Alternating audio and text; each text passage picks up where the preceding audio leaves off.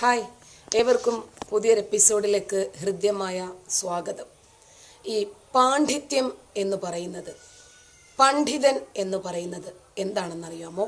ആരെങ്കിലും ഏതെങ്കിലും കാലഘട്ടത്തിൽ എഴുതി വെച്ച ഏതെങ്കിലും ഭാഷകളിലുള്ള പുസ്തകം, മീൻസ് നമ്മുടെ ഭാഷയല്ല, അന്യഭാഷകളിലുള്ള പുസ്തകം നന്നായി പഠിക്കുക. ഒന്ന്. രണ്ട്, അതിൽ സമൂഹത്തിനെ കാണിക്കാൻ സാധിക്കുന്ന അവത് മാത്രം കാണിക്കുക. സമൂഹത്തിന് ഉൾക്കൊള്ളാൻ സാധിക്കുന്നതും മാത്രമേ കാണിക്കാൻ പാടുള്ളൂ. ബാക്കിയൊക്കെ നമ്മൾ എങ്ങനെ പൊതിഞ്ഞു വെക്കാമോ ആ രൂപത്തിൽ പൊതിഞ്ഞു വെക്കണം.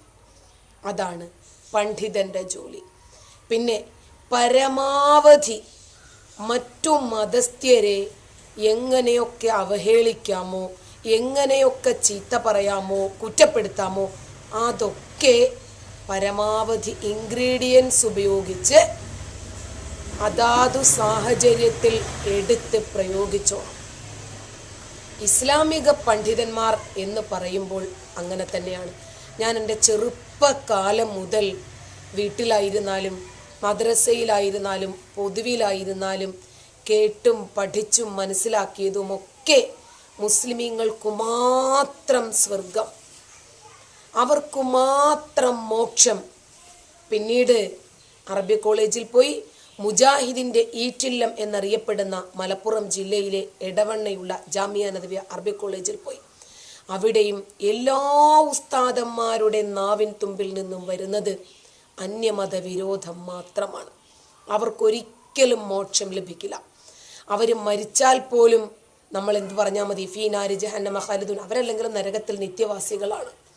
എന്നാൽ ഒരു മുസ്ലിം മരിച്ചാലോ ഇന്നാ ലില്ലാഹി വ ഇന്നാ ഇലൈഹി റാജിഊൻ, അവൻ അള്ളാഹുവിൽ നിന്നുള്ളതാണ്. നമ്മളെല്ലാവരും അള്ളാഹുവിൽ നിന്നുള്ളതാണ്, അള്ളാഹുവിലേക്ക് തന്നെ മടങ്ങുകയും ചെയ്യും. അപ്പം അവരൊന്നും അള്ളാഹു സൃഷ്ടിച്ചതല്ലേ? അവരൊന്നും അള്ളാഹുവിലേക്ക് മടങ്ങില്ലേ? അവരെ പിന്നെ സൃഷ്ടിച്ചതിന് പിന്നിൽ അള്ളാഹുവിൻ്റെ ലക്ഷ്യം എന്താണ്? അള്ളാഹു എന്തുദ്ദേശിച്ചിട്ടാണ് അവരെ സൃഷ്ടിച്ചു വിട്ടത്?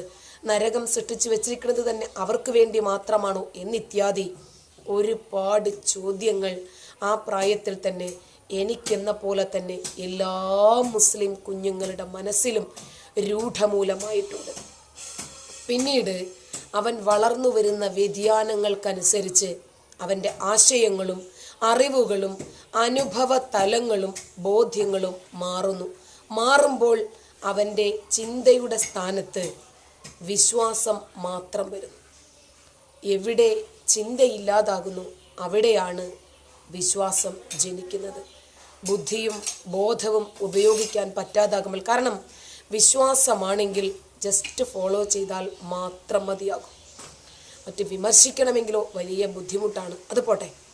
ഈ പണ്ഡിതന്മാർ ഇവർ അന്യമതങ്ങളെ വിരോധം കൊണ്ട് പലതും പറയുന്നു, വിമർശിക്കുന്നു. ആ മതത്തെക്കുറിച്ച്, ആ മതസ്ഥരെക്കുറിച്ച് ധാരാളം വിരോധങ്ങൾ കിട്ടുന്ന സ്റ്റേജുകളിലെല്ലാം മുസ്ലിമിൻ്റെ മനസ്സിലേക്ക് കുത്തി നിറയ്ക്കപ്പെടുന്നു. എന്നാൽ യഥാർത്ഥത്തിൽ ഇവർ പണ്ഡിതന്മാരാണോ? എന്തുദ്ദേശിച്ചിട്ടാണ് ഇവരെ പണ്ഡിതന്മാരെന്നും പുരോഹിതന്മാരെന്നും ഒക്കെ പറയുന്നത് എന്ന് എത്ര ആലോചിച്ചു നോക്കിയിട്ടും എനിക്ക് മനസ്സിലായിട്ടില്ല. കാരണം ബൾബ് കണ്ടുപിടിച്ച തോമസ് ആൽവ എഡിസൺ പണ്ഡിതനല്ല പോലും. ഒന്ന് ആലോചിച്ച് നോക്കിക്കേ. അമേരിക്ക കണ്ടുപിടിച്ച കൊളംബസ്, അയാൾ പണ്ഡിതനല്ല. റേഡിയോ കണ്ടുപിടിച്ച മാർക്കണി, അയാൾ പണ്ഡിതനല്ല. കമ്പ്യൂട്ടർ, ഇന്ന് ലോകം മുഴുവനും അടക്കി ഭരിക്കുന്ന കമ്പ്യൂട്ടർ കണ്ടുപിടിച്ച ചാൾസ് ബാബേജ്, അയാൾ പണ്ഡിതനല്ല. അതുപോലെ ഫേസ്ബുക്ക് കണ്ടുപിടിച്ച സുക്കർണൻ, ഒന്നുമല്ല. എന്നാൽ ആരോ എഴുതി വെച്ച കുറേ പുസ്തകങ്ങൾ കാണാതെ പഠിച്ച ആൾക്കാർ പണ്ഡിതന്മാരാണ്. ഇനി ഇവരുടെ വ്യക്തി ജീവിതമാണെങ്കിലോ നമ്മുടെ മൈക്കുകളിൽ വന്ന് നമ്മളോട് പറയുന്നതിനേക്കാൾ ഭയങ്കര പ്യൂരിറ്റി ഉള്ളതാണ്. വിശ്വാസം എന്ന് പറഞ്ഞാൽ ഭയങ്കരമായ പ്യൂരിറ്റിയാണ്. ആ പറയുന്നതിനേക്കാൾ ഭയങ്കര ഭക്തിയും ആദരവും ബഹുമാനവും ഒക്കെ നിറഞ്ഞു തുളുമ്പുന്നതാണ്. കഴിഞ്ഞൊരു ദിവസം റഹ്മത്തുള്ള കാസിമി മൂത്തേടത്തെ ഒരു വ്യക്തി ഫോണിൽ വിളിക്കുന്നു. അദ്ദേഹം പറഞ്ഞത് മുഴുവനും അള്ളാഹു ഒരു പക്ഷേ മലക്കുകളെ കൊണ്ട് റെക്കോർഡ് ചെയ്തിട്ടുണ്ടാകുമെന്ന് തോന്നുന്നു. ഉണ്ടല്ലോ, അല്ലെങ്കിൽ മുസ്ലിങ്ങളുടെ വിശ്വാസപ്രകാരം 2 തോളിലും 2 ചുമലിലും 2 മലക്കുകൾ ഇരിപ്പുണ്ട്. പലപ്പോഴും എൻ്റെ മോള് പറയും, എനിക്ക് ഈ തോള് ഭയങ്കരമായിട്ട് വേദന എടുക്കുന്നുണ്ട്, ഈ മലക്ക് ചിലപ്പോൾ ഭാരം കൂടുതലായിരിക്കും എന്ന് പറയുന്നത് പോലെ മലക്കുകൾ കൃത്യമായിട്ട് എഴുതി രേഖപ്പെടുത്തി വെക്കുന്നുണ്ട്. ആ വാക്കുകൾ നമ്മൾ ഓരോരുത്തരും കേൾക്കണം, അറിയണം. കാരണം അതൊക്കെ സുവർണ ലിപികളിൽ ആലേഖനം ചെയ്യപ്പെടേണ്ടുന്ന വാചകങ്ങളാണ്. അദ്ദേഹത്തിന് അള്ളാഹു സ്വർഗം നൽകും എന്ന് നമുക്ക് പ്രതീക്ഷിക്കാം. അദ്ദേഹത്തിൻ്റെ ആ ചെറിയ ഒരു വോയിസ് ക്ലിപ്പ് നമുക്കൊന്ന് കേൾക്കാം. നിങ്ങൾ വിചാരിക്കും ഇത് വിഷയമില്ലാത്തത് കൊണ്ടാണോ? ഒരിക്കലുമല്ല. ധാരാളം വിഷയങ്ങൾ പെൻഡിങ്ങിലുണ്ട്. ഞാനിത് പറയാനുള്ള കാരണം കിട്ടുന്ന വേദികളിലൊക്കെ എന്നെപ്പോലെയുള്ള ആൾക്കാരെ കല്ലെറിയാൻ, ചീത്ത പറയാൻ, ഞങ്ങളെക്കുറിച്ച് വിദ്വേഷം നിറച്ചു വയ്ക്കാൻ ഇവർ പരമാവധി ശ്രമിക്കാറുണ്ട്. അതുകൊണ്ട് അവരുടെ വ്യക്തി ജീവിതത്തിൽ എങ്ങനെയാണ് അവർ ഓരോരുത്തരോടും പെരുമാറുന്നത്. അപ്പോൾ എന്നെയൊക്കെ ഒറ്റയ്ക്ക് കിട്ടിയാൽ ഇവർ ഇഞ്ചിഞ്ചായി ചതച്ച് ചാറ് പിഴിഞ്ഞെടുക്കും. കരിമ്പ് വെച്ചിട്ട് ആ ജ്യൂസ് മെഷീനിൽ പിഴിയുന്നത് പോലെ അത്രമാത്രം വിദ്വേഷമായിരിക്കും.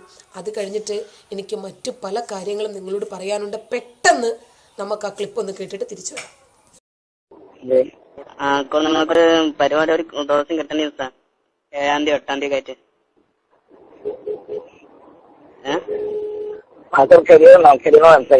എങ്ങനെ ആൾക്കൊരു ഇസ്ലാമിക് സെന്ററിലെ കെബീറിനോടനുസരിച്ചാൽ മതി. കെബീറിനോടോ? പിന്നെ ഉസ്താദല്ലേ ഇപ്പൊ? കെബീറിനെ വിളിച്ചാട്ടോ. പിന്നെ പിന്നെ നിങ്ങളിപ്പോ ഇവിടെ ഉള്ളേ? സുഖാണല്ലോ നിങ്ങൾക്കല്ലേ? നിങ്ങൾക്ക് സുഖമില്ലാന്ന് പറഞ്ഞിട്ട് അത് ശരിയാ? നിങ്ങൾക്ക് സുഖമില്ലാന്ന് പറഞ്ഞിട്ട് ഏർവാടിൽ അതിനൊക്കെ പ്രചരണം നടക്കണ ശരിയാ? അങ്ങനൊന്നുമില്ലല്ലേ? അങ്ങനെ ഒത്തിരി ഇങ്ങനെ പറഞ്ഞിണ്ടാക്കട്ടോ നമ്മളേട്ടോ. പിന്നെ വഹാബുദ്ദീൻ ഉസ്താദ് ഇവിടെ സെനഗലിൽ പോയി വന്നോ? വന്നില്ല. എന്താ ഉസ്താ എങ്ങനെ വർത്താൻ പറഞ്ഞേ? എന്താ ഉസ്താ എങ്ങനെ പറയാം?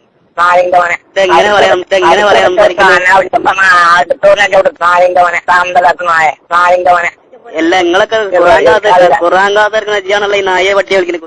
അനാവശ്യം പറഞ്ഞോണ്ട് മര്യാദ വിവരറിയും. ഈ നമ്പറിൽ അനാവശ്യം മേലാൽ വിളിച്ച് കുറച്ച് ദിവസങ്ങൾ ഈ നമ്പറിൽ എന്നെ വിളിച്ച് അനാവശ്യം പറയുന്നുണ്ട്. നായങ്കവനെ മര്യാദക്കുന്ന വിവരറിയും. അനാവശ്യം ആരാ പറഞ്ഞ? നിങ്ങളല്ലേ പറഞ്ഞേ? നായങ്കവനെ. അപ്പോൾ റഹ്മത്തുള്ള കാസിമി മൂത്തേടം അദ്ദേഹത്തെ അറിയാത്ത ഒരു വ്യക്തിയോട് ഫോണിൽ സംസാരിച്ച സംഭാഷണമാണ് നമ്മളിപ്പോൾ കേട്ടത്. അള്ളാഹു ഒരുപാട് പ്രതിഫലം നൽകട്ടെ അദ്ദേഹത്തിന്. സ്വർഗത്തിൽ 72 ഹൂറിമാർക്ക് പകരം ഈ ഒരു വോയിസ് ക്ലിപ്പ് കൊണ്ട് ഒരു ഹൂറിയെ കൂടെ കിട്ടുമെന്തോ. മദ്യപ്പുഴ അത് തന്നെ ഇഷ്ടം പോലെ ഉണ്ടല്ലോ അല്ലേ, മതി. പിന്നെ കുണ്ടന്മാർ അത് വേണം. അങ്ങനെ പഴങ്ങൾ, പച്ചക്കറികൾ ഇതൊക്കെ കിട്ടിക്കഴിഞ്ഞാൽ പിന്നെ എന്തിനതൊക്കെ, അതിനെക്കുറിച്ചിട്ടൊക്കെ ഓർക്കാൻ ഇവിടെ സമയം. ഓക്കെ, ഇതെല്ലാം ലഭിക്കും. ഇതാണ് ഇവരുടെ വ്യക്തി ജീവിതം. അതുപോലെ പലരോടും ഇസ്ലാമിനെ കുറിച്ച് എന്തുകൊണ്ട് നിങ്ങൾ വിമർശിക്കുന്നില്ല എന്ന് ചോദിക്കുമ്പോൾ അവർ പറയും, അയ്യോ ഇസ്ലാമിനെ കുറിച്ച് വിമർശിക്കാൻ ഞങ്ങൾക്ക് ഭയമാണ്. അതല്ല ഏറ്റവും വലിയ വിമർശനം. ഏറ്റവും വലിയ വിമർശനം എന്ന് പറയുന്നത് ഇസ്ലാമിനെ വിമർശിക്കാനുള്ള ഭയം തന്നെയല്ലേ? കാരണം ഇസ്ലാമിനെ വിമർശിച്ചു പോയാൽ പിന്നീട് എനിക്ക് ജീവിക്കാൻ കഴിയില്ല, എൻ്റെ നിർഭയത്വം എനിക്ക് നഷ്ടപ്പെടും. പലരും ചോദിക്കും, നിങ്ങൾ എന്തുകൊണ്ട് ഇസ്ലാമിനെ മാത്രം വിമർശിക്കുന്നു എന്ന് ചോദിക്കാറില്ലേ? ഇസ്ലാം അല്ലാതെ വേറെ ഏതെങ്കിലും ഒരു മതം ഇത്രയ്ക്കും അന്യമത വിരോധം, ഈ മതസ്പർദ്ധ വളർത്തുന്നുണ്ടോ? മതം വിട്ടവനെ കൊല്ലണം എന്ന് പറയുന്ന ഒരു ഗ്രന്ഥം, ഒരു ദൈവം, അത് പഠിപ്പിക്കാൻ വേണ്ടി വന്ന ഒരു പ്രവാചകൻ. ഈ പ്രവാചകൻ സമുദായത്തെ പഠിപ്പിച്ചത് എന്താണ്? ചെരുപ്പിടുമ്പോൾ വലതുകാലിലിടണം. ആഹാ, സുന്ദരമായ സന്ദേശം. ടോയ്ലറ്റിലേക്ക് കയറുമ്പോൾ ഇടത് കാലുകൊണ്ട് കയറണം. ആഹാ, നമിച്ചു. അതുപോലെ ടോയ്ലറ്റിൽ ഇരിക്കുമ്പോൾ ഇടത് കാൽ നാട്ടിയിരിക്കണം. ഓ, അത്യുഗ്രൻ. ടോയ്ലറ്റിനകത്ത് തുപ്പരുത്. ഒയ്യോ, തലമുടി ചീകുമ്പോൾ വലതുഭാഗം ചീകണം. ആഹാ. ചെരുപ്പിടുമ്പോൾ വലതു കാലിടണം. വസ്ത്രം ധരിക്കുമ്പോൾ വലതുഭാഗം ധരിക്കണം. ഇത്രയ്ക്ക് മനോഹരമായ മാനവികമായ സദാചാര മൂല്യങ്ങൾ ഉൾക്കൊള്ളുന്ന ആശയങ്ങൾ ഒരു യുദ്ധമില്ലാതാക്കാൻ ഇത്രയും പോരെ? മനുഷ്യൻ പരസ്പരം സ്നേഹത്തോടെ, സഹകരണത്തോടെ, സൗഹാർദ്ദത്തോടെ ജീവിക്കാൻ വലത് കാലിൽ ചെരുപ്പാദ്യം ഇട്ടാ പോരെ? വാതിൽ തുറക്കുമ്പോൾ ബിസ്മി പറയണം. നല്ല സന്ദേശം. ഇവർ കിട്ടുന്ന വേദികളിലൊക്കെ അന്യമത വിരോധം എമ്പാടും പടച്ചുവിടും. നമ്മുടെ ബാലു അണ്ണൻ്റെ 1-2 തമാശകളാകാം നമുക്കിന്ന്. ഒന്നാമത്, ഈ പകർച്ചവ്യാധി, പുറത്തിറങ്ങാൻ പറ്റാത്ത കണ്ടെയ്ൻമെൻറ്റ് സോണുകൾ, അതുപോലെ ലോക്ക്ഡൗണ്, ഒരുപാട് പ്രയാസങ്ങളിലാണ് നമ്മൾ. അതിനിടയ്ക്ക് ഒന്ന് ചിരിക്കാനും ചിന്തിക്കാനും അവസരം കിട്ടി. എന്തിനാപ്പാ കളയുന്നേ? നോക്കാം. പ്രസ്ഥാനം നിങ്ങൾക്ക് ഗിഫ്റ്റ് അള്ളാന്റെ സമ്മാനമാണ് കേന്ദ്രം. പടച്ചോന്റെ സമ്മാനമാണ് ISM. പടച്ചോന്റെ സമ്മാനമാണ് MSM. പടച്ചോന്റെ സമ്മാനമാണ് ഞങ്ങൾ. നിങ്ങൾക്ക് ഞങ്ങൾ നിങ്ങളോട് പൈസ പിരിച്ചോ? ഉണ്ടോ? ഞങ്ങൾ നിങ്ങളോട് പൈസ പിരിച്ചോ? الله ورسوله فقد فاز فوزا عظيما.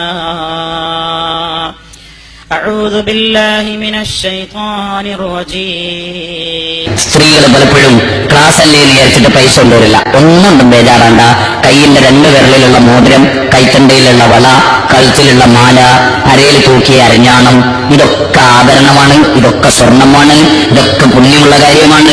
അതുകൊണ്ട് അത് അഴിച്ചിട്ട് അവിടെ ബക്കറ്റുണ്ടെ അവിടെ ഇടുക. 1 പവൻ, 2 പവൻ, 5 പവൻ. ഇത് വെറുതെ പറയില്ല. സ്വർണം വേണമോ സ്വർഗം വേണമോ എന്നാലോചിക്കാം. എന്താണ് സ്വർണം വേണമോ സ്വർഗം വേണമോ എന്ന് ഞാൻ നിങ്ങളോട് പറയുന്നു. നിങ്ങൾ നിങ്ങളുടെ ആഭരണങ്ങൾ ഈദ് മുസല്ലയിലെ ബക്കറ്റുകളിൽ അയച്ചിടൂ, നിങ്ങൾക്ക് സ്വർഗം ലഭിക്കും. ഞാൻ നിങ്ങളോട് പറയുന്നു, നിങ്ങൾ നിങ്ങളുടെ ആഭരണങ്ങൾ ഈദ് മുസല്ലയിലെ ബക്കറ്റുകളിൽ അയച്ചിടൂ. നിങ്ങൾ വിചാരിക്കും ആദ്യം കാണിച്ച ക്ലിപ്പും ഇക്കാണിച്ച ക്ലിപ്പും തമ്മിൽ എന്ത് ബന്ധമാണുള്ളത് എന്ന്. അല്ലേ? ബന്ധമുണ്ട്. ഞാൻ ഇവരുടെ അവിഹിത ബന്ധം ശരിയാക്കി തരാമെന്നേ. അപ്പോൾ KNM, കേരള നദ്വത്തുൽ മുജാഹിദീൻ, അത് അള്ളാഹുവിൻ്റെ സമ്മാനമാണ്. അവർ വന്നതിൽ പിന്നെയാണ് സമൂഹത്തിലെ ഐക്യം തകർന്നത്.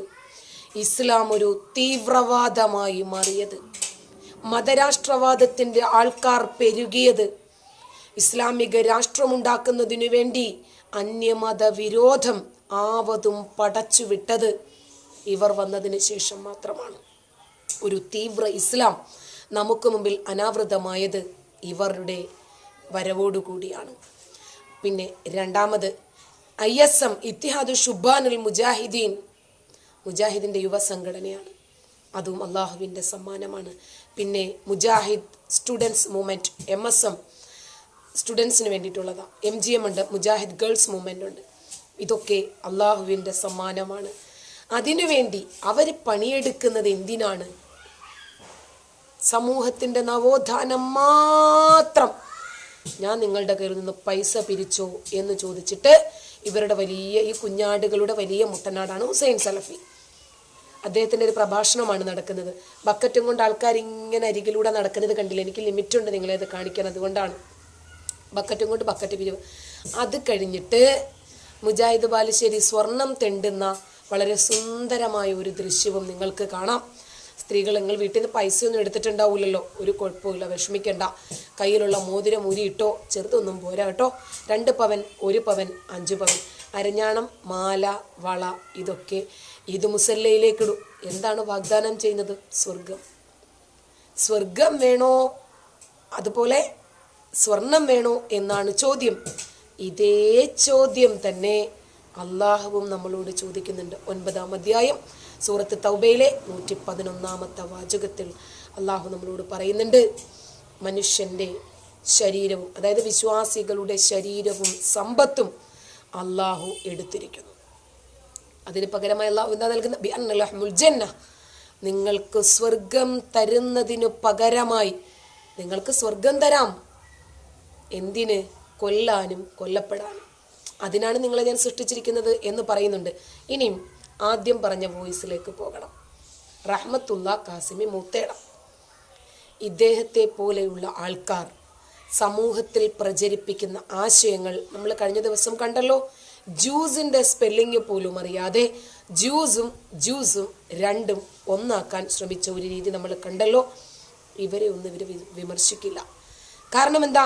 ഒരു മുസ്ലിമിൻ്റെ ന്യൂനത മറ്റൊരു മുസ്ലിം മറച്ചു വെക്കണം എന്നുള്ളതാണ്. അപ്പോൾ നിങ്ങൾക്ക് മനസ്സിലായില്ലേ, ഇവർ രണ്ടു കൂട്ടരും വിമർശിക്കേണ്ടുന്ന പ്രധാനപ്പെട്ട മറ്റൊരു കൂട്ടരുണ്ട്. ഒരു മൗലവി, അദ്ദേഹം ആരാണെന്നും ഏത് സംഘടനയുടെ ആളാണെന്നും എന്താണ് അദ്ദേഹത്തിൻ്റെ പ്രധാനപ്പെട്ട ജോലിയെന്നും ഇതിൻ്റെ ഇര തന്നെ പറയട്ടെ. അതല്ലേ അതിൻ്റെ ഒരു മാനം.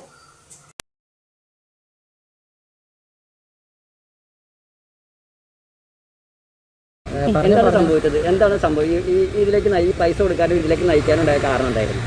ഖത്തറിൽ 2017 ഖത്തറിൽ സാമ്പത്തിക ഫൈനാൻഷ്യൽ ക്രൈസിസ് വന്നായിരുന്നു. അപ്പോൾ എൻ്റെ ഭർത്താവിന് ഖത്തറിൽ, ഞാനും ഭർത്താവും മക്കളെല്ലാവരും ഖത്തറിൽ തന്നെയായിരുന്നു. അപ്പോൾ ഖത്തറിലൊരു MEP കോൺട്രാക്ടറാണ്, 400ഓളം പണിക്കാരുള്ള ഒരു വലിയ MEP കോൺട്രാക്ടറായിരുന്നു. അപ്പോൾ അവിടെ 2017 സാമ്പത്തിക പ്രതിസന്ധി വന്നതോടെ ഭർത്താവിന് നാട്ടിൽ വരാൻ പറ്റാത്ത അവസ്ഥയായി. അങ്ങനെ നിൽക്കുമ്പോഴാണ് അവിടുത്തെ പ്രശ്നങ്ങളെല്ലാം തീർത്ത് അവിടെ സെറ്റിൽ ചെയ്ത് ആളെ നാട്ടിലെത്തിക്കാമെന്നുള്ള വാചന എൻ്റെ അടുത്ത് വന്നതാണ്. ദക്ഷിണ കേരള ജമിയത്തുലമയുടെ പ്രസിഡൻറ്റ്, പിന്നെ KMIFIൻ്റെ പ്രസിഡൻ്റാണ് Badariya Arabic college Pazhakkappally Badariya Arabic കോളേജിലെ ചെയർമാനായ മുഹമ്മദ് അസ്ലം എന്ന മൗലവിയും. അത് ഞങ്ങളുടെ പള്ളിയിൽ ഒരു 5 വർഷത്തോളം ഇത് ഖത്തീബായിട്ട് ജോലി ചെയ്തിട്ടുണ്ട്. അങ്ങനെയൊക്കെ എല്ലാവർക്കും അറിയപ്പെടുന്ന ഒരാളാണ് ഇങ്ങനെ വന്ന് പറഞ്ഞത്. ഞങ്ങളുടെ അയാളുടെ കൂടെ ഒരു കാഞ്ഞിരപ്പള്ളിയിലുള്ള മുഹമ്മദ് ബിജിലി എന്ന് പറഞ്ഞൊരു പ്രമുഖ വ്യക്തി ഉണ്ടായിരുന്നു.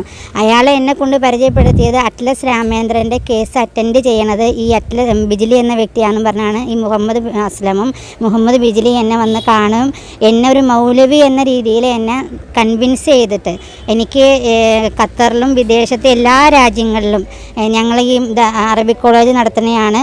അതുപോലെ തന്നെ ഞങ്ങളുടെ ഫാദറായിട്ട് ബദറിയ അറബിക് കോളേജ് വർഷങ്ങളായിട്ട് നടത്തുന്ന ഒരു കോളേജാണ്. അപ്പോൾ ഫാദറായിട്ട് നടത്തുന്ന കോളേജിലേക്ക് ഞങ്ങൾക്ക് പുറം രാജ്യങ്ങൾക്ക് നിന്നൊക്കെ വരുമാനം ഉണ്ട്, അപ്പോൾ ഞങ്ങൾ ഷെയ്ഖുമാരായിട്ടൊക്കെ ബന്ധമുണ്ട് എന്നൊക്കെ പറഞ്ഞ് എന്നെ കൺവിൻസ് ചെയ്ത് എൻ്റെ കയ്യിൽ നിന്ന് 2018 2.5 കോടി രൂപ എൻ്റെ കയ്യിൽ നിന്ന് വാങ്ങിച്ചതാണ്. ഈ അസ്ലം മൗലവിയും ബിജിലിയും കൂടി എൻ്റെ സഹോദരങ്ങളെ എൻ്റെ കയ്യിൽ നിന്ന് വാങ്ങിച്ചതാണ്. എന്നിട്ട് ഇതുവരെ എൻ്റെ ഭർത്താവിനെ നാട്ടിലെത്തിക്കാൻ അവർക്ക് പറ്റിയിട്ടില്ല. അതുപോലെ എൻ്റെ പൈസ ഇതുവരെ തിരിച്ചു തന്നിട്ടില്ല. അതിനെ തുടർന്ന് ഞാൻ 2019 CMനെ ഡയറക്റ്റ് ഞാൻ പോയി ഒരു പരാതി കൊടുത്തായിരുന്നു. ആ പരാതിയുടെ അടിസ്ഥാനത്തിൽ CM സ്പെഷ്യൽ ബ്രാഞ്ചിനെ അന്വേഷിക്കുകയും സ്പെഷ്യൽ ബ്രാഞ്ച് അത് ജില്ലാ ക്രൈം ബ്രാഞ്ചിലേക്ക് കൊടുക്കുകയും ജില്ലാ ക്രൈം ബ്രാഞ്ചാണ് ഇപ്പോൾ കേസിൽ അസ്ലം മൗലവിനെ ഇന്ന് അറസ്റ്റ് ചെയ്തത്.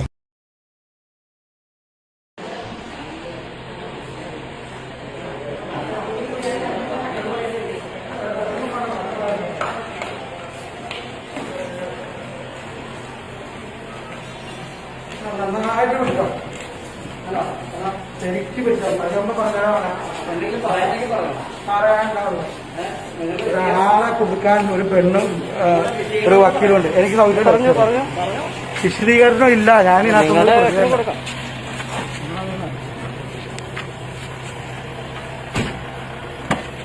ഞാൻ ഒറ്റ ഓടിയൊന്നും പോകില്ല. എന്തെങ്കിലും പറയേണ്ടി വരും? ഒന്നും പറയാം. ഒരു പെണ്ണ് വിചാരിച്ച എന്നോട് കേസുണ്ടാക്കണം. വക്കീൽ എവിടെ കിടക്കണു?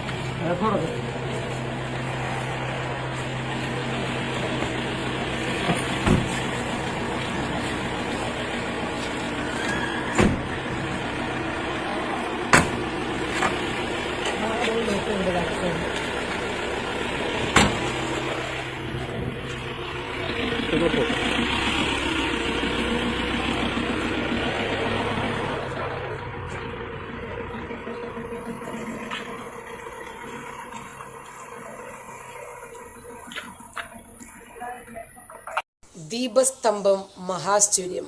എനിക്കും വേണം പണം. ദക്ഷിണ കേരളയുടെ പ്രസിഡന്റ് ആയാലും സാരമില്ല, സമസ്ത കേരളയുടെ പ്രസിഡന്റ് ആയാലും സാരമില്ല, ഇനി ബദരിയ അറബിക് കോളേജിൻ്റെ ചെയർമാൻ ആയാലും സാരമില്ല. നമുക്ക് ഈ വേഷവും പദവിയും ആളെ പറ്റിക്കാനുള്ള ഉപായങ്ങളാണ്. AP ചെയ്യുന്നത് എന്താ? ആ വേഷം ധരിച്ച് അല്ലേ? എന്താ ചെയ്യുന്നേ?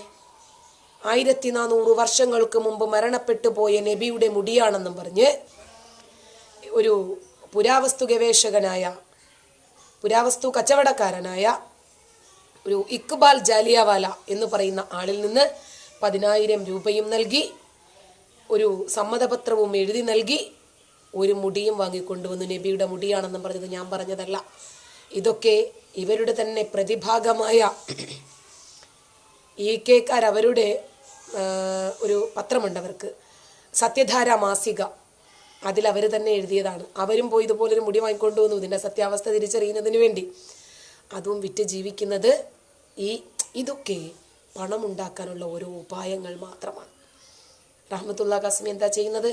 അന്യമത വിരോധം സമൂഹത്തിൽ പടർത്തിവിട്ട് അതൊരു ബിസിനസ്സാക്കി മാറ്റി ജീവിക്കുന്നു. ബാലുശ്ശേരി എന്താണ് ചെയ്യുന്നത്?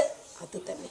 ഇവരുടെ ഒക്കെ പിന്നാമ്പുറങ്ങൾ പരിശോധിക്കുമ്പോൾ ആളെ പറ്റിച്ച് പണമുണ്ടാക്കുക, ജീവിക്കുക. നമ്മളെക്കുറിച്ച് എന്ത് പറയുന്നറിയാമോ? ജൂതന്മാരുടെ കയ്യിൽ നിന്ന് പൈസ വാങ്ങിയിട്ടാണിത് പറയണത്. വല്ല തെളിവുണ്ടോ? എന്നാൽ നമ്മുടെ അസ്ലം മുസ്ലിയാരുടെ വിഷയം വന്നപ്പോൾ വ്യക്തമായ തെളിവുകളോടുകൂടി ആ സ്ത്രീ CM-ന് 2018 പരാതിപ്പെട്ടു. അങ്ങനെ പരാതി അന്വേഷിച്ചതാരാണ്? ക്രൈംബ്രാഞ്ചാണ്. ആളെ അറസ്റ്റ് ചെയ്യുകയും ഇതെന്തിൻ്റെ മറവില? ഇനി ചോദിച്ചു വരുന്നത് ഇതാണ്, ഇവരൊക്കെ പരസ്പരം എന്തുകൊണ്ട് ഇവരെ വിമർശിക്കുന്നില്ല? കാരണം ഒരാൾ ചെയ്യുന്നത് എന്ത് എന്ന് കൃത്യമായി മറ്റേ സംഘടനയുടെ നേതാവിനറിയാം. പരസ്പരം മലർന്നു കിടന്ന് തുപ്പുന്നത് പോലെയാകും. തന്നെയുമല്ല, ഇത് 1400 വർഷങ്ങൾക്ക് മുമ്പ് മനസ്സിലാക്കിയ പ്രവാചകൻ പറഞ്ഞു, ഒരു മുസ്ലിമാണേ, മറ്റൊരു മുസ്ലിമിൻ്റെ ന്യൂനത മറച്ചു വെച്ചാൽ ഈ മുസ്ലിമിൻ്റെ ന്യൂനത അള്ളാഹു പരലോകത്ത് മറച്ചു വയ്ക്കും. ആരിൽ നിന്ന് മറച്ചു വയ്ക്കും? ഇനി പരലോകത്ത് മറച്ചു വെച്ചിട്ട് എന്താ ഗുണം? മറ്റുള്ളവർ അറിഞ്ഞിട്ട് എന്താ ഗുണം? എല്ലാം കഴിഞ്ഞില്ലേ, പോട്ടെ. അപ്പോൾ ഇത് കേട്ടല്ലോ.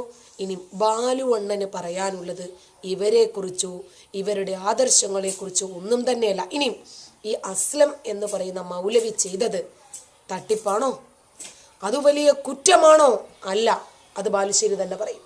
ചർച്ച ചെയ്യേണ്ടത് പെപ്സി കുടിച്ചതിന്റെ പേരിൽ നരകത്ത് പോവില്ല. പള്ള കേടരും, ശരീരം കേടരും, കുഴപ്പമാണ്, ചെയ്യരുത്. കോള കുടിക്കരുത്, ശരീരത്തിന് കേടാണ്. ഫാസ്റ്റ് ഫുഡ് പോലും ചില സന്ദർഭത്തിൽ നമുക്ക് എന്തായി തീരും? ഹാനികരമായി തീരും, സംശയമൊന്നുമില്ല. പക്ഷേ അതിന്റെ പേരിലൊന്നും നരകത്ത് പോവില്ല. ഒരാൾക്ക് എയ്ഡ്സ് രോഗം വന്നു, ഒരിക്കലും അയാൾ അതിന്റെ പേരിൽ നരകത്ത് പോവില്ല. എയ്ഡ്സ് ബാധിച്ചു എന്നുള്ളതുകൊണ്ട് അള്ളാഹുവിനോട് പൊറുക്കലിനെ തേടിയാൽ അത് പുണ്യകരമായി തീരും. നമ്മുടെ ബാലു അണ്ണന് ആകെ മൈക്ക് കിട്ടിയാൽ പറയാവുന്ന ഒരു വിഷയം, അലൈസല്ലാഹു ബികാഫിൻ അബ്ദ, അടിമയ്ക്ക് അല്ലാഹു പോരെ ആരാധിക്കാൻ എന്ന വിഷയത്തെ സംബന്ധിച്ചാണ് അദ്ദേഹം പ്രഭാഷണം നടത്തുക. കൊള്ള, കൊല, പിടിച്ചുപറി, തട്ടിപ്പ്, മോഷണം, വെട്ടിപ്പ്, വ്യഭിചാരം, പറ്റിക്കൽ, ഇതൊന്നും ഒരു പ്രശ്നമേ അല്ല. ഏറ്റവും വലിയ തെറ്റെന്താണ്? അള്ളാഹുവിനെ അല്ലാതെ ആരാധിക്കലാണ്. അള്ളാഹു അല്ലാതെ ഒരു രക്ഷിതാവ് നിങ്ങൾക്കുണ്ടോ? ഇല്ല. ആ ഇല്ലാത്ത രക്ഷിതാവിനെ വിളിച്ച് പ്രാർത്ഥിച്ചാൽ അതാണ് ബാലു അണ്ണൻ്റെ ഏറ്റവും വലിയ പ്രശ്നം. അത് തന്നെയാണ് പടച്ചവൻ്റെയും ഏറ്റവും വലിയ പ്രശ്നം. വേറെ രക്ഷിതാവൊന്നുമില്ല. പക്ഷെ ആ ഇല്ലാത്ത രക്ഷിതാവിനെ വിളിച്ച് പ്രാർത്ഥിച്ചാൽ തീർന്നു കാര്യം. പിന്നെ നരകത്തിലിട്ട് പൊരിക്കലാണ് സംഗതി. അപ്പോൾ ഏറ്റവും വലിയ ഗുരുതരമായ തെറ്റ് എന്ന് പറയുമ്പോൾ ഇതൊന്നുമല്ല. അതുകൊണ്ട് ഇതിനെയൊന്നും വിമർശിക്കേണ്ടതില്ല. കൊള്ളപ്പലിശക്കാരനെ വിമർശിക്കേണ്ടതില്ല. കൊച്ചുകുട്ടികളെയും ആൺകുട്ടികളെയും പെൺകുട്ടികളെയും ഒക്കെ സ്വന്തം മക്കളെ അടക്കം പീഡിപ്പിക്കുന്നതിന് പ്രശ്നമില്ല. ഒരു പക്ഷേ ആ പീഡനം എന്താകും? നാളെ അയാൾ പടച്ചോനേ തീർന്നു, അത് പരിശുദ്ധമായി തീരുമെന്നേ. അതാണ് വിശുദ്ധ പീഡനങ്ങൾ എന്ന പേരിൽ നമുക്ക് പിന്നീട് ഒരു പരമ്പര തന്നെ ചെയ്യാം. കാരണം ഒരുപാടുണ്ടല്ലോ, എത്ര ചെയ്താലും തീരാത്തത്ര പരമ്പരകളുണ്ട്. ഇനിയും ബാലുവണ്ണന്റെ കണ്ണില് വലിയ തെറ്റെന്താണെന്ന് നോക്കാം. അതായത് ഒരാള് ഗുരുവായൂരപ്പ രക്ഷിക്കണേ എന്ന് പ്രാർത്ഥിക്കുന്നു. ഫോർ എക്സാമ്പിൾ, അയാൾ ജീവിതത്തിൽ ഒരിക്കലും വ്യഭിചരിച്ചില്ല, ജീവിതത്തിൽ ഒരിക്കലും സ്വർഗരതിയിൽ ഏർപ്പെട്ടില്ല, ജീവിതത്തിൽ ഒരിക്കലും അയാള് പലിശ കൊടുത്തില്ല, ഒരു തെറ്റും അയാൾ വേറെ ചെയ്തില്ല, എല്ലാവർക്കും നല്ല സേവനം ചെയ്തു. അയാൾ സ്വർഗത്തിലെത്തുവോ? ഇസ്ലാം പറയുന്നില്ല. എന്തുകൊണ്ട്? ഗുരുവായൂരപ്പ രക്ഷിക്കണമെന്ന് പ്രാർത്ഥിച്ചതിന്റെ പേരിൽ മാത്രം. ഇപ്പൊ കാര്യം മനസ്സിലായല്ലോ. വ്യഭിചരിച്ചിട്ടില്ല, സ്വവർഗരതിയിൽ ഏർപ്പെട്ടിട്ടില്ല, പലിശയ്ക്ക് കൊടുത്തിട്ടില്ല. പക്ഷേ അയാൾ ഗുരുവായൂരപ്പ എന്ന് വിളിച്ചാൽ അയാൾ നരകത്തിലാണ് പോകുന്നത്. അയാൾക്ക് പിന്നീട് ഒരിക്കലും സ്വർഗം ലഭിക്കില്ല. അപ്പോൾ മറ്റൊന്നുമല്ല, ഏറ്റവും വലിയ തെറ്റ് എന്ന് പറയുന്നത് എന്താണ്? ഇതാണ്. ഇല്ലാത്ത ദൈവത്തെ വിളിച്ചു പ്രാർത്ഥിച്ചാൽ അതാണ് അള്ളാഹു ഒരിക്കലും പൊറുക്കാത്ത പാപം. മറ്റൊന്നുകൂടി കേൾക്കാം. മനസ്സിലാക്കുക, മനുഷ്യനെ എങ്ങനെയാണ് ഇസ്ലാം കാണുന്നത്. ഞാനൊരു ഉദാഹരണം, ഇപ്പോൾ ഈ അടുത്ത കാലത്ത് ചില ചർച്ചകളുണ്ടായി. ആ ജോസഫ് മാഷ കൈവെട്ടിയതുമായി ബന്ധപ്പെട്ട്, പ്രവാചകനെ വിമർശിച്ചതുമായി ബന്ധപ്പെട്ട് കൈവെട്ടിയതിനെ കുറിച്ച് ഞാൻ തിരിച്ചൊരു ചോദ്യം ചോദിച്ചോളട്ടെ എല്ലാവരോടും ഒരു ചോദ്യം.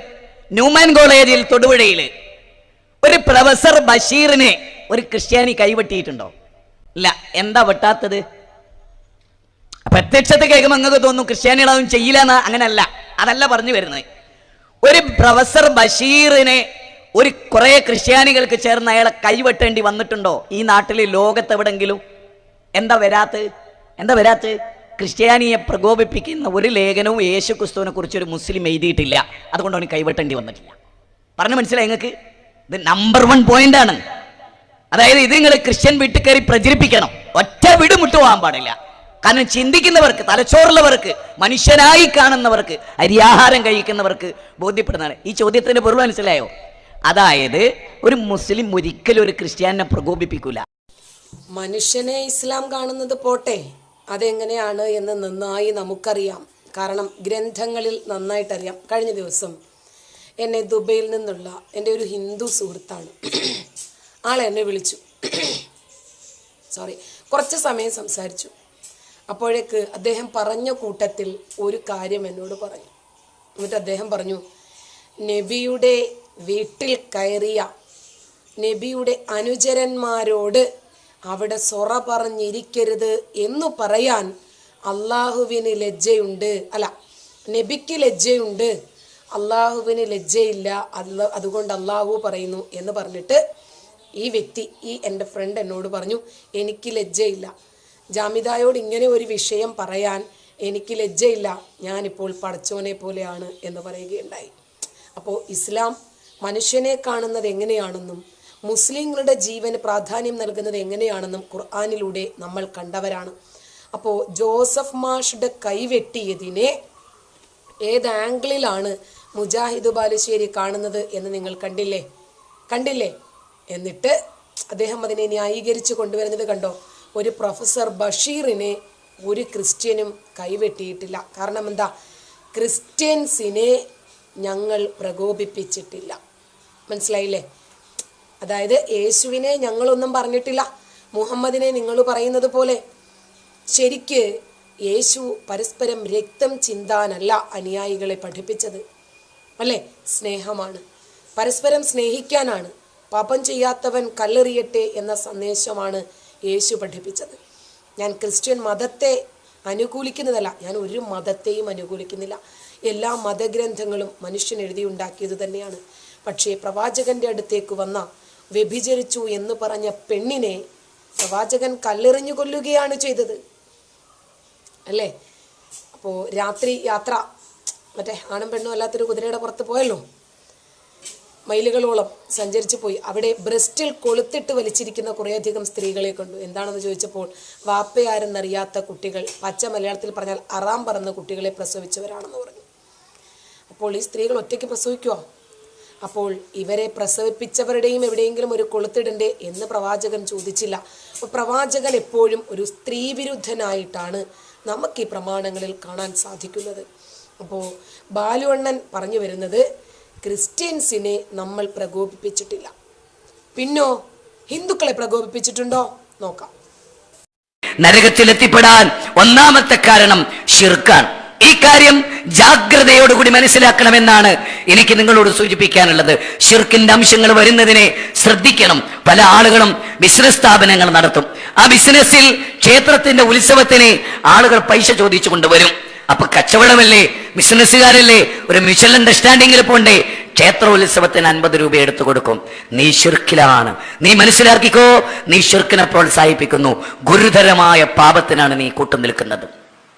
ഞങ്ങൾക്ക് വേശ്യാലയം നടത്താൻ പണം തരണമെന്ന് പറഞ്ഞ് നോട്ടീസ് ആയിട്ട് വന്നാൽ ഹിന്ദുക്കൾക്ക് നിങ്ങൾ കൊടുക്കോ?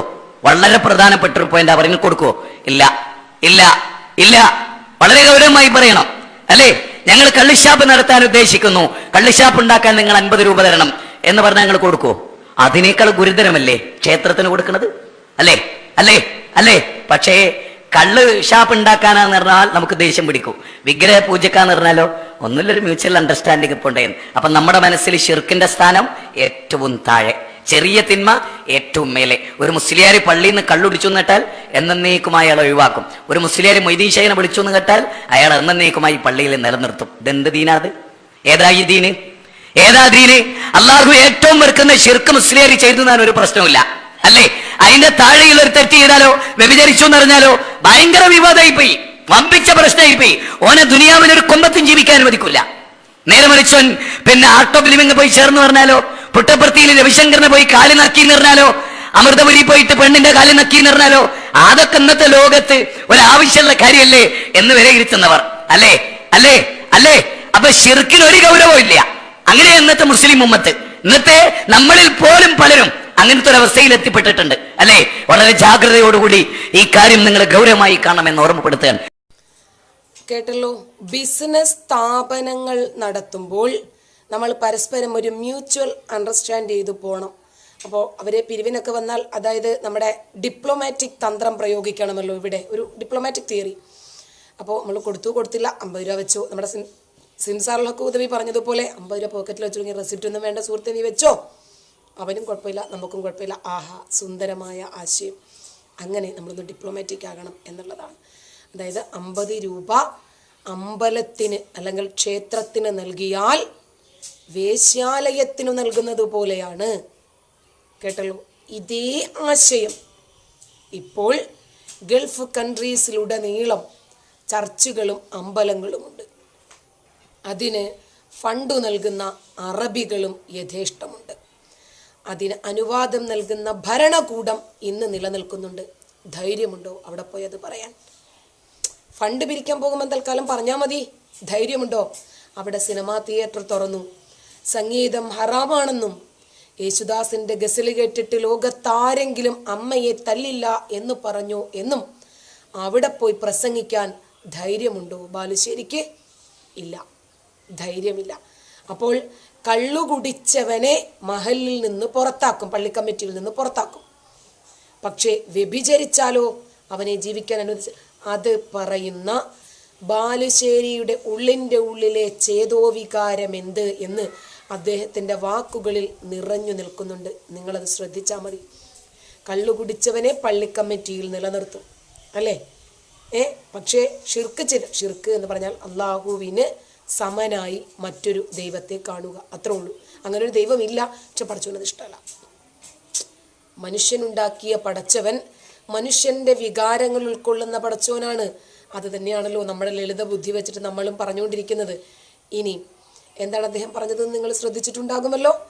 അപ്പോൾ വേശ്യാവൃത്തി നടത്തിയ ഒരാൾക്ക് പിന്നീട് ലോകത്ത് ജീവിക്കാൻ പറ്റില്ല. എന്താണ് അദ്ദേഹം പറയുന്നത്? ഇനി നമ്മുടെ താത്ത ഇന്നലെ പറഞ്ഞത് എന്തായിരുന്നു? എല്ലാ മതങ്ങളിലും ദർശനങ്ങളും മൂല്യങ്ങളും ഉണ്ട് എന്നോ? പുരോഹിതന്മാരും ആൾദൈവങ്ങളും അവരെ അന്ധമായി വിശ്വസിക്കുന്ന ആളുകളും കാട്ടിക്കൂട്ടുന്നതല്ല യഥാർത്ഥത്തിലുള്ള മതം. അന്ധവിശ്വാസങ്ങളെയും അനാചാരങ്ങളെയും പല മതങ്ങളും വലിയ അളവിൽ ആന്തരികവൽക്കരിച്ചിട്ടുണ്ടെങ്കിലും മറുവശത്ത് ദർശനങ്ങളുടെയും മൂല്യങ്ങളുടെയും ഒരു തലം എല്ലാ മതങ്ങൾക്കുമുണ്ട്. തുറന്നാൽ വിഡ്ഢിത്തങ്ങളും വഷളത്തരങ്ങളും മാത്രം പറയുന്ന ധാരാളം പണ്ഡിതന്മാർ നമുക്ക് ചുറ്റുമുണ്ടെങ്കിലും ചിലർ പറയുന്നത് കല്ലിൽ കൊത്തിവെക്കേണ്ടതാണ്. ഇസ്ലാമിൻ്റെ ആദ്യത്തെ ചരിത്രം ആർഷഭാരത സംസ്കാരത്തിലേക്ക്, സിന്ധു നദീതട സംസ്കാരങ്ങൾ ഉൾക്കൊള്ളുന്ന മണ്ണിലേക്ക് ഇവരെങ്ങനെയാണ് വേരുറച്ചത് എന്ന് ചരിത്രത്തെക്കുറിച്ച് അല്പമെങ്കിലും കേട്ട ഒരു പണ്ഡിതൻ ഒന്ന് പറയും. ഞാൻ പറയണത് മറ്റൊന്നുമല്ല, ഇവർക്കിടയിൽ തന്നെ ആദ്യം ഇവരൊരു അഭിപ്രായം ഉണ്ടാക്കട്ടെ, ഏക അഭിപ്രായം. ഇവർ തന്നെ പരസ്പരം ചെളിവാരി എറിഞ്ഞുകൊണ്ടിരിക്കുകയാണ്.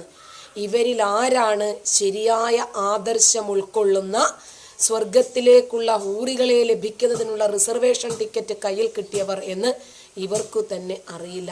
ഇവർ പരസ്പരം മലർന്നു കിടന്ന് തുപ്പിക്കൊണ്ടിരിക്കുന്ന സാഹചര്യത്തിൽ അന്യമത വിരോധം പടർത്തിവിടുന്നതിനേക്കാൾ നല്ലത് സ്വന്തം പ്രമാണങ്ങളിലെ സ്വന്തം സഹോദരങ്ങൾ എന്ന് ഞാൻ പറയാനുള്ള കാരണം മുസ്ലിങ്ങൾ മാത്രമാണ് പരസ്പരം സഹോദരങ്ങൾ എന്നാണ് ഖുർആൻ പറഞ്ഞത്. ഇന്നമൽ മുഅ്മിനൂന ഇഖ്വ, വിശ്വാസികളാണ് പരസ്പരം സഹോദരങ്ങൾ. അപ്പോൾ അവർക്കിടയിൽ തന്നെയുള്ള ഒരു ഐക്യം ഉണ്ടാക്കിയിട്ട് പോരെ മറ്റു മതങ്ങളെ വിമർശിക്കാനെന്നാണ്. അപ്പോൾ മുള്ളൂർക്കര സഖാഫി പറയുന്നത് കൂടി നമുക്കൊന്ന് കേൾക്കാം. തരണമെന്ന് പറഞ്ഞു. ഓഹോ, അങ്ങനെയാ വേണ്ടത്. എത്ര വേണം ചോദിച്ചു. അത് നിങ്ങൾ തരുന്ന അത്ര പറഞ്ഞു. ചേരമാ പെരുമാളുടെ പിൻഗാമിയായ രാജാവ് പറഞ്ഞു, 6 ഏക്കർ 56 സെന്റ് സ്ഥലം മുസ്ലിങ്ങൾക്ക് പള്ളി ഉണ്ടാക്കാൻ കൊടുക്കാൻ പറഞ്ഞു. ആദ്യമായി മുസ്ലിങ്ങൾക്ക് കിട്ടി കൊടുങ്ങല്ലൂർ 6 ഏക്കർ 56 സെന്റ് സ്ഥലം മുസ്ലിങ്ങൾക്ക് പള്ളി വെക്കാൻ. പള്ളി ഉണ്ടാക്കാൻ പറഞ്ഞാൽ ഈ 14 ആളുടെ കയ്യിൽ വല്ല തുട്ടുണ്ടോ? 1956 ഗൾഫിൽ പെട്രോൾ വന്നത്. അതിന്റെ മുമ്പ് ഗൾഫൊന്നും ഇല്ല, ഒക്കെ തെണ്ടി നടക്കുന്ന അറബികളായിരുന്നു, പാവങ്ങളായിരുന്നു. ഈ ഈത്തപ്പഴും ഉണക്കമീനുമായിട്ട് ജീവിക്കുന്ന അറബികളായിരുന്നു പാവങ്ങള്. 56 പെട്രോൾ വന്നതിന്റെ ശേഷം ഗൾഫായി മാറിയത്. ഗൾഫ് ഉണ്ടാകുന്നത് 56 ശേഷം. ഈ അറബികളുടെ കയ്യിൽ കുറച്ച് കാരക്കയും വെള്ളവും അല്ലാതെ വേറൊന്നുമില്ല. അറബികൾ പറഞ്ഞു, രാജാവേ, പള്ളി ഉണ്ടാക്കാൻ ഞങ്ങളുടെ കയ്യിൽ ഒന്നുമില്ല, നിങ്ങൾ തന്നെ അതിനൊരു പരിഹാരം ചെയ്തു തരണം. ഹിന്ദു രാജാവ് പറഞ്ഞു, ഹിന്ദുക്കളെ വിളിച്ചിട്ട് പറഞ്ഞു. നേരം വിളിക്കുമ്പോ കൊട്ടാരത്തിൽ ഹിന്ദുക്കളുടെ ഒരു സമ്മേളനം വിളിച്ചു. എന്നിട്ട് പറഞ്ഞു, നമ്മുടെ സഹോദരന്മാര്, എന്താ പറഞ്ഞത്? നമ്മുടെ സഹോദരന്മാര് മക്കത്തുനിന്ന് വന്ന അറബികള്, മുസ്ലിങ്ങള്, അവർക്ക് പള്ളി ഉണ്ടാക്കണം, നമ്മളെല്ലാവരും ഒന്ന് സഹായിക്കണം പറഞ്ഞു. അപ്പൊ അതിലൊരു ഹിന്ദു നീച്ചെന്നിട്ട് പറഞ്ഞു, രാജാവേ, നമ്മൾ കയ്യിന്നെടുക്കൊന്നും വേണ്ട, കൊടുങ്ങല്ലൂര് ക്ഷേത്ര നഗരി എന്നാണ് പറയാ. ക്ഷേത്ര നഗരിയ, എന്റെ നാടാ കൊടുങ്ങല്ലൂര്, ക്ഷേത്ര നഗരിയ. ആ കൊടുങ്ങല്ലൂര് ഒരു കാളി ക്ഷേത്രം ഉണ്ടാക്കാൻ ഞങ്ങൾ വാതിലും കട്ടലും ഇഷ്ടികൊക്കെ ഉണ്ടാക്കി വെച്ചിട്ടുണ്ട്, കല്ലും വെട്ടി വെച്ചിട്ടുണ്ട് അമ്പലത്തിന്.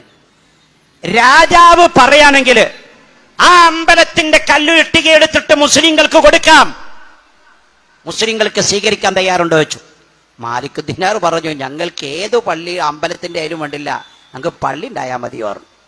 ഇന്ത്യയിലെ ആദ്യത്തെ പള്ളിയായ കൊടുങ്ങല്ലൂര് പള്ളിയുടെ കട്ടല അമ്പലത്തിന്റെ കട്ടലയാണ്. ഇന്ത്യയിലെ ആദ്യത്തെ പള്ളിയായ കൊടുങ്ങല്ലൂരിന്റെ വെട്ടുകല്ല് അമ്പലത്തിന്റെ കാളീക്ഷേത്രത്തിന്റെ വെട്ടുകല്ലാണ്. അത് മുസ്ലിങ്ങൾക്ക് കൊടുത്തു, ഒന്നുമില്ല, അതങ്ങ് വിട്ടുകൊടുത്താളെ. ആദ്യമായിട്ട് അമ്പലത്തിന്റെ കട്ടല തന്നത് ഇവിടുത്തെ ഹിന്ദുക്കളാ. ഇതുണ്ട് എന്നൊക്കെ പറയാനൊക്കെ കൊടുക്കും, പക്ഷെ ചോദിച്ചാൽ കൊടുക്കാത്തൊരു സാധനം ഉണ്ട്. അതെന്താണെന്നറിയോ?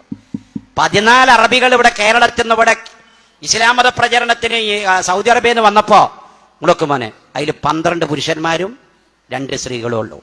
12 പുരുഷന്മാരും 2 സ്ത്രീകളും. ബാക്കി 10 ആൾക്ക് കല്യാണം കഴിക്കണം. എവിടുന്ന് കിട്ടും പെണ്ണ്? എവിടുന്ന് കിട്ടും പെണ്ണ്? ഇന്ന് ജാതിക്ക് ജാതി തന്നെ പെണ്ണ് കൊടുക്കാത്ത കാല. ആ കാലം 1400 കൊല്ലം മുമ്പേ ജാതീയത കൊണ്ട് നായര് നടക്കുന്ന വഴിയിലൂടെ ചർമ്മന നടക്കാൻ സ്വാതന്ത്ര്യമില്ലാത്ത കാലം, ബ്രാഹ്മണൻ നടക്കുന്ന വഴിയിലൂടെ ഇഴവരെ നടക്കാൻ സ്വാതന്ത്ര്യമില്ലാത്ത കാലം, മാറുമറക്കാൻ സ്വാതന്ത്ര്യമില്ലാത്ത കാലം, വലിയ ജാതിക്കാരൻ നടക്കുന്ന വഴിയിൽ തായ് ജാതിക്കാരന് തുപ്പാൻ പാടില്ല, അവന്റെ കഴുത്തിൽ ചിരട്ട കെട്ടി തൂക്കുന്ന കാലം. അങ്ങനത്തെ ഒരു കാലത്ത് ഇവിടെ കയറി വന്ന മുസ്ലിങ്ങള് പറഞ്ഞു, ഇവിടുത്തെ ഹിന്ദുക്കളോട് പറഞ്ഞു, ഞങ്ങൾക്ക് 10 ആൾക്ക് കല്യാണം കഴിക്കണം, അതിന് പെണ്ണുങ്ങൾ തന്നെ വേണം, ഭാര്യമാരെ തരുമോന്ന് ചോദിച്ചു. രാജാവിനോട് തന്നെ ഇതൊക്കെ ചോദിക്കണേ, ഹിന്ദു രാജാവിനോട്. രാജാവ് പറഞ്ഞു, നാളെ നേരം വെളുക്കുമ്പോ ഞാൻ കൊട്ടാരത്തിൽ ഒരു മീറ്റിംഗ് വിളിക്കട്ടെ, എന്നിട്ട് തീരുമാനം ഉണ്ടാക്കാറുണ്ട്. മീറ്റിംഗ് വിളിച്ചു. ആ മീറ്റിംഗിൽ ഹിന്ദുക്കളെ പങ്കെടുത്തതൊക്കെ. രാജാവ് ചോദിച്ചു, നമ്മുടെ സഹോദരന്മാര് ആ സൗദി അറേബ്യയിൽ നിന്ന് വന്ന അറബികൾക്ക് 10 ആൾക്ക് പെണ്ണ് കൊടുക്കണം, ആരാണ് അവർക്ക് ഭാര്യയായി വാഴാൻ തയ്യാറുള്ളത്? ഭാര്യയായി വാഴാ പോരാ, അവര് മുസ്ലിമാകും വേണം. ഹിന്ദു മുസ്ലിമും തമ്മിൽ കല്യാണം നടക്കൂലല്ലോ കാലത്തൊന്നും, അതുകൊണ്ട് അവര് മുസ്ലിം ആവണം. ആര് തയ്യാറുണ്ട്? ഈഴവ സ്ത്രീകള്, ബ്രാഹ്മണ സ്ത്രീകള്, നായർ സ്ത്രീകള്, പുലയ സ്ത്രീകള്, ജാതി നോക്കാതെ മുന്നോട്ട് വന്നിട്ട് പറഞ്ഞു, ഞാൻ തയ്യാറാണ്. അങ്ങനെ ഇന്ത്യയിലെ ഹിന്ദു വിഭാഗത്തിൽപ്പെട്ട പെണ്ണുങ്ങള് അംബിക എന്ന പേര് മാറ്റി ആമിന എന്നാക്കി, ശാരദ എന്ന പേര് മാറ്റി നബീസ എന്നാക്കി, കൺവെർട്ട് ചെയ്തിട്ട് മുസ്ലിമായി. മുസ്ലിങ്ങൾക്ക് പെണ്ണ് കൊടുത്തത് ഹിന്ദുക്കൾ. ഇപ്പൊ എന്റെ പേര് മുഹമ്മദ് അലി, ഫുൾ നെയിം മുള്ളൂർക്കര മുഹമ്മദ് അലി സക്കാഫി. എൻ്റെ വാപ്പൻ്റെ പേര് മുഹമ്മദ്, അതിൻ്റെ വാപ്പൻ്റെ പേര് ആലിക്കുട്ടി, അതിൻ്റെ വാപ്പൻ്റെ പേര് അബ്ദുൽ ഖാദർ, അതിൻ്റെ വാപ്പൻ്റെ പേര് കോയക്കുട്ടി, അതിൻ്റെ വാപ്പൻ്റെ പേര് ഐ ഡോണ്ട് നോ, എനിക്കറിയില്ല. ഇത്ര തന്നെ കിട്ടാൻ ഞാൻ പെട്ട പാട് ചില്ലറല്ല. എന്നാല് എൻ്റെ വാപ്പൻ്റെ വാപ്പൻ്റെ വാപ്പൻ്റെ വാപ്പൻ്റെ വാപ്പൻ്റെ വാപ്പൻ്റെ വാപ്പൻ്റെ വാപ്പൻ്റെ വാപ്പൻ്റെ വാപ്പൻ്റെ വാപ്പൻ്റെ വാപ്പൻ്റെ വാപ്പൻ്റെ വാപ്പൻ്റെ വാപ്പൻ്റെ വാപ്പ ആരാന്നറിയോ? ഗോപാലകൃഷ്ണൻ. ഇങ്ങടിയാതെ ഈ സദസ്സിലിരിക്കുന്ന എല്ലാ മുസ്ലിമിന്റെയും വാപ്പാട വാപ്പാട വാപ്പാട വാപ്പാട വാപ്പാട വാപ്പാട വാപ്പാട വാപ്പാട വാപ്പാട വാപ്പാട വാപ്പാട വാപ്പ ഗോപാലകൃഷ്ണൻ. മാടം മാടം മാടം മാടം മാടം മാടം മാടം മാടം മാടം മാടം മാടം കാളിത്തള്ള. നമ്മളൊക്കെ ഗോപാലകൃഷ്ണന്റെ കാളിത്തള്ളയുടെ മക്കളാണോ? പറയാൻ ബേജാറുണ്ടോ നിങ്ങൾക്ക്? ഉണ്ടോ? ഒരു പൊലേശ്രീയുടെ മകനാന്ന് പറയാൻ വിഷമം തോന്നുന്നുണ്ടോ? ഒരു താഴ്ന്നവർഗക്കാരുടെ മകനാന്ന് പറയാൻ വിഷമം തോന്നുന്നുണ്ടോ? ഇത്ര വലിയ സൗഹാർദ്ദം ഈ രാജ്യത്ത് ഹിന്ദുക്കളല്ലാതെ വേറെ ഏത് മതമാണ് ഇസ്ലാമിനോട് കാണിച്ചത്? അതിലെത്ര വിട്ടുവീഴ്ചയുടെ ഏത് അതിരി വരെ നമുക്ക് പോകുന്നതിന് എന്താണ് തെറ്റുള്ളതെന്ന് ഈ നബിദിനത്തിൽ നിന്നുകൊണ്ട് ഞാൻ ചോദിക്കുകയാണ്. ഞങ്ങളിലേക്ക് നമ്മൾ വായിക്കണം. ഇവിടുത്തെ മുസ്ലിമീങ്ങൾക്ക് പെണ്ണ് കൊടുത്ത ഹിന്ദുക്കൾ, അമ്പലത്തിന്റെ കട്ടള കൊടുത്ത ഹിന്ദുക്കൾ, ഇവിടുത്തെ മുസ്ലിമീങ്ങൾക്ക് ഇസ്ലാമിക പ്രബോധനത്തിന് വന്നവർക്ക് ഒരു പള്ളിക്കല്ല സ്ഥലം കൊടുത്തത്, 58 പള്ളി പണിതിട്ടേ മാലിക്കുദ്ദീനാർ കേരളത്തിൽ നിന്ന് പോയതായി ചരിത്രം പറയുന്നത്.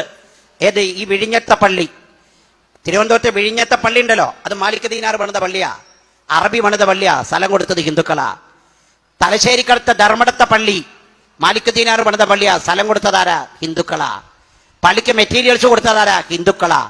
കാസർഗോഡ് മാലിക്കുദ്ദീനാർ പള്ളി, ആ പള്ളി പണിതതാരാ? മാലിക്കുദ്ദീനാറാ. സ്ഥലം കൊടുത്തതാരാ? ഹിന്ദുക്കളാ. മറ്റുള്ള വസ്തുക്കൾ കൊടുത്തതാരാ? ഹിന്ദുക്കളാ. അങ്ങനെ 58 പള്ളി കേരളത്തിൽ പണിയുമ്പോ 58 പള്ളിക്ക് സ്ഥലം കൊടുക്കുകയും അതിനുള്ള മെറ്റീരിയൽസ് കൊടുക്കുകയും ചെയ്ത ഹൈന്ദവ സമുദായം നമുക്ക് മറക്കാൻ പറ്റുമോ? മുള്ളൂർക്കര പറഞ്ഞത് കേട്ടല്ലോ. അതായത് ബ്രഹ്മണോസ്യ മുഖമാസ്യ ബാഹുരാജന്യകൃത ആര്യ തദ്വൈശ വൈശഃ പത്മശൂദ്രോജായത. ഇവിടെ മനുഷ്യർക്കിടയിൽ തന്നെ ബ്രാഹ്മണനും വൈശ്യനും ശൂദ്രനും അങ്ങനെ വ്യക്തമായ ജാതീയത നിലനിന്നിരുന്ന സാഹചര്യത്തിൽ എല്ലാ മനുഷ്യരും മുസ്ലിങ്ങളെ സഹോദരങ്ങളായിട്ടാണ് കണ്ടത്. അവർ ഇവിടെ പെണ്ണും നൽകി, മണ്ണും നൽകി, സാഹോദര്യവും നൽകി, സ്നേഹവും നൽകി, വച്ചു വിളമ്പിക്കൊടുത്തു ഭക്ഷണം. ഒടുവിൽ അവർ വളർന്നു പടർന്നു പന്തലിച്ചു കഴിഞ്ഞപ്പോൾ ഇവരുടെ കഴുത്ത് വെട്ടണമെന്നായി, ഇവരെ ഒതുക്കണമെന്നാക്കി, ഈ നാട് നമ്മുടേതാക്കി മാറ്റണമെന്നാക്കി. ഒട്ടകത്തിനിരിക്കാൻ സീറ്റ് കൊടുത്ത ഒരാളിൻ്റെ കഥ നമ്മൾ പഠിച്ചിട്ടില്ലേ? അതുപോലെ ഈ നാട് മുഴുവനും എങ്ങനെ നമ്മുടെ കൈപ്പിടിയിൽ ഒതുക്കി ഇവരെ അരിഞ്ഞു വീഴ്ത്താമെന്നത് തന്നെയാണ് 1921 നമുക്ക് കാണിച്ചു തന്നത്. നാളെ നമുക്ക് മറ്റൊരു എപ്പിസോഡിൽ വീണ്ടും കാണാം. നന്ദി.